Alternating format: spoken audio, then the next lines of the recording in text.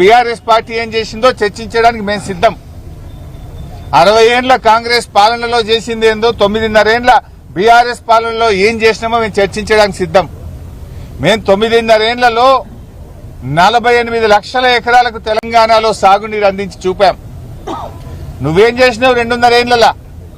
కనీసం 1 లక్ష ఎకరాలకైనా నీళ్ళు ఇచ్చినవా? మాటలు తప్ప చేతలు లేవు. గోదావరి మీద చర్చకు మేము సిద్ధం. మైక్ కట్ చేయొద్దు, కెమెరా తిప్పొద్దు, ఇది ఒక్కటే షరతు మాది, ఇంకేం లేదు. ఎంతసేపు అన్నా మాట్లాడదాం, ఎన్ని రోజులైనా మాట్లాడదాం. నీ సంగతి మొన్ననే బయటపడ్డది. ఉత్తమ్ కుమార్ రెడ్డి గారు, మీ జర్నలిస్టే సాక్ష్యం, ఆయన గారు దేవాదుల ప్రాజెక్టు మీద ఉత్తమ్ కుమార్ రెడ్డి గారు ఎక్స్ప్లెయిన్ చేస్తుంటే రేవంత్ రెడ్డి గారు ఆయన ఆపేసిండు. పాపం ఆయన పరిస్థితి దయనీయంగా అయిపోయింది ఉత్తమ్ కుమార్ రెడ్డిది.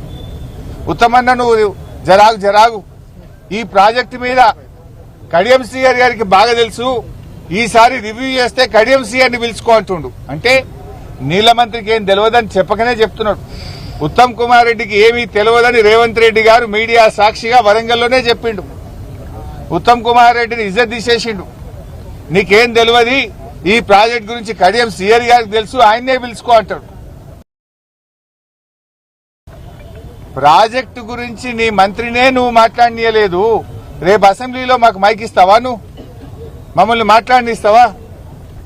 అందుకే నేను ఒకటే షరతు పెట్టినా, కెమెరా తిప్పొద్దు, మైక్ కట్ చేయొద్దు, మాట్లాడదాం. పట్టు ఎవరేం చేశారో మాట్లాడదాం. రాష్ట్ర ప్రజలు చూస్తారు, ప్రజలే న్యాయ నిర్ణేతలు.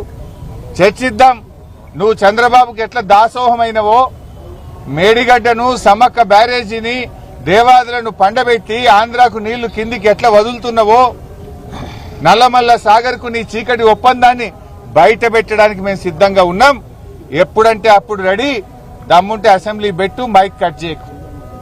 ఇవాళ రేవంత్ రెడ్డి గారు ఈ డేట్లు పెట్టుడు, డెడ్ లైన్లు మార్చుడు, ఊకే బీఆర్ఎస్ మీద పడేడ్చుడు కాదు. దేవాదులను మేజర్ క్రిటికల్ పనులన్నీ బీఆర్ఎస్ పూర్తి చేసింది. చేయాల్సిందల్లా భూసేకరణ, కాల్వల దవ్వుడు, అల్కట్ పని ఉంది. 90% పనులు బీఆర్ఎస్ పూర్తి చేసింది. కేవలం 10% పనులు పూర్తి చేయడం ద్వారా మరో 2 లక్షల ఎకరాలకు నీళ్లు ఇచ్చే అవకాశం ఉంది. నిజాయితీ ఉంటే మళ్ళా డేట్ మార్చక, ఇప్పటికే పొంగులేటి డేట్ మారింది, ఉత్తమ్ గారు డేట్ మారింది, ఇప్పుడు నువ్వు ఇంకో డేట్ పెట్టినావు. డేట్లు, డెడ్ లైన్లు మార్చకుండా త్వరితగతిన దేవాదుల పూర్తి చేయాలని బీఆర్ఎస్ పార్టీ కోరుతా ఉంది. మరి ఈరోజు హెల్త్ సిటీ చూడ్డానికి వచ్చాం. గతంలో కూడా ఏడాది కింద వచ్చాం ఇక్కడికి. అప్పటికి ఇప్పటికీ పెద్ద తేడా లేదు. నిజంగా బీఆర్ఎస్ అధికారంలో ఉంటే 2024 దసరాకు అన్ని వసతులతో పూర్తి స్థాయిలో సూపర్ స్పెషాలిటీ ఇనాగ్రేషన్ అయిపోయి ఉండేది. కానీ కాంగ్రెస్ వచ్చిన పుణ్యమాని హెల్త్ సిటీ పనులు అటకెక్కినాయి. రేవంత్ రెడ్డి గారి ధ్యాసంతా ఫ్యూచర్ సిటీ. కేసీఆర్ గారు ధ్యాసనేమో హెల్త్ సిటీ అయితే, రేవంత్ రెడ్డిని ఫ్యూచర్ సిటీ.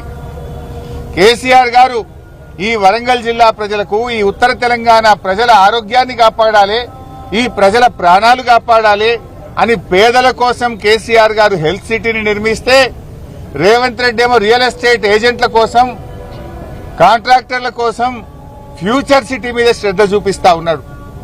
కేసీఆర్ గారి శ్రద్ధ హెల్త్ సిటీ అయితే, రేవంత్ రెడ్డి శ్రద్ధ ఫ్యూచర్ సిటీ. కేసీఆర్ గారి ఆలోచన పేదల ప్రాణాలు కాపాడడం, పేదలకు వైద్యాన్ని అందుబాటులోకి తేవడం.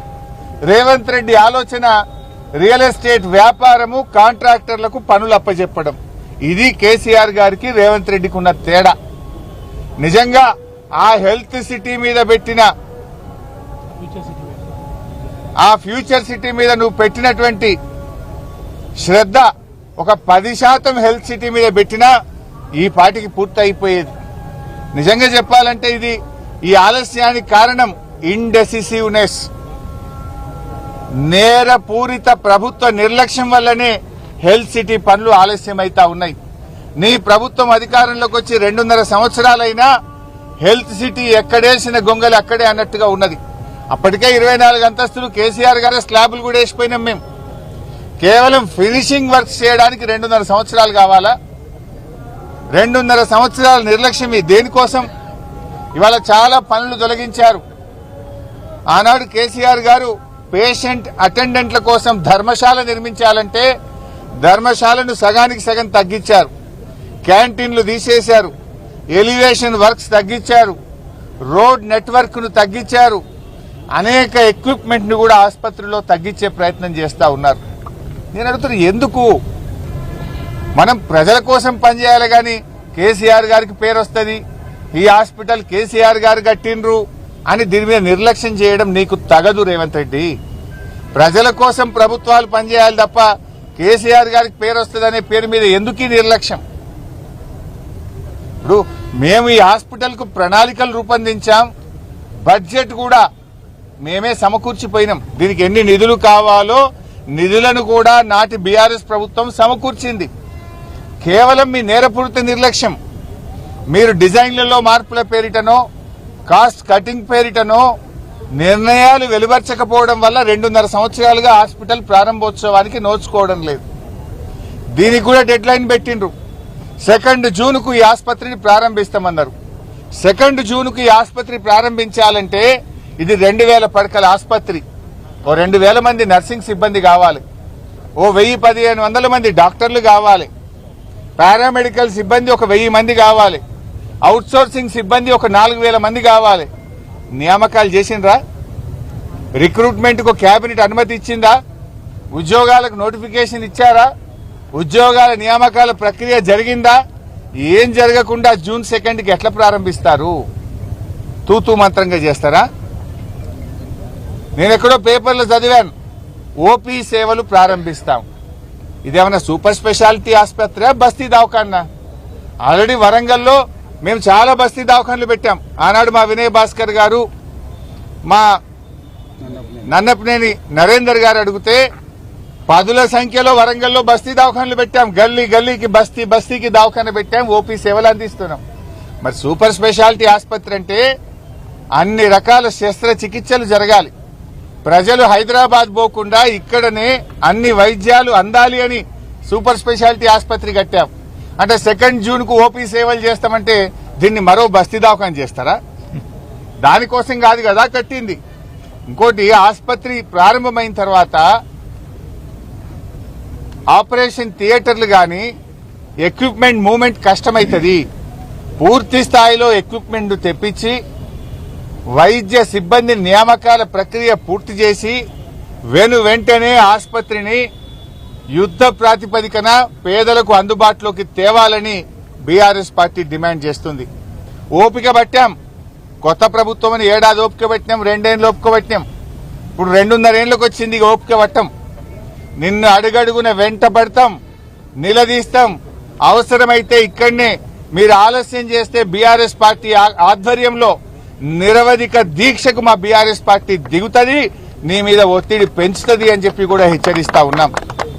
ఇప్పటికైనా కళ్ళు తెరవండి, నిర్ణయాలు తీసుకోండి, పోస్టులు మంజూరు చేయండి, ఎక్విప్మెంట్ ను తెప్పించండి, సిబ్బంది నియామక ప్రక్రియ పూర్తి చేయండి, ఆసుపత్రిలోని అన్ని డెసిషన్స్ నిర్మాణానికి సంబంధించిన అన్ని నిర్ణయాలు కూడా పూర్తి చేసి తక్షణమే ఈ ఆసుపత్రిని కేసీఆర్ గారు కలలు కన్న విధంగా, కేసీఆర్ గారు ప్రణాళికలు రచించిన విధంగా ఈ ఆసుపత్రి వరంగల్ జిల్లాకు, ఉత్తర తెలంగాణ ప్రజలకు సేవలు అందుబాటులోకి తేవాలని నేను ప్రభుత్వాన్ని డిమాండ్ చేస్తా ఉన్నా.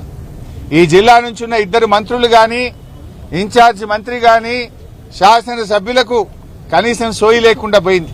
ఇంత గొప్ప ఆసుపత్రి ప్రజలకు అందుబాటులోకి తేవాలనే తన్లాట తపన లేకపోవడం నిజంగా చాలా దురదృష్టకరం. ఎంజీఎం ఆసుపత్రి అయితే ఇక అది చెప్పనే అవసరం లేదు. మా పత్రికా విలేకరులు రాసి చెయ్యిలు నొప్పి పెడుతున్నాయి. మా ఎలక్ట్రానిక్ మీడియా రిపోర్టర్లు మాట్లాడి గొంతు ఎండిపోతున్నది కానీ ఈ ప్రభుత్వంలో చలనం లేదు. ఇన్నిసార్లు వరంగల్కి వచ్చిండు రేవంత్ రెడ్డి, ఒక్కసారన్నా ఎంజీఎం విజిట్ చేసినవా? 2.5 ఏళ్లలో ఆరోగ్య మంత్రి ఎప్పుడన్నా ఎంజీఎం ఆసుపత్రులు అడుగు పెట్టిండా? పందికొక్కులకు ఎలుకలకు నిలయమైపోయింది ఎంజీఎం ఆసుపత్రి. స్ట్రెచ్చర్లు లేవు, వీల్ చైర్లు లేవు, మంచాలు లేవు, మందులు లేవు.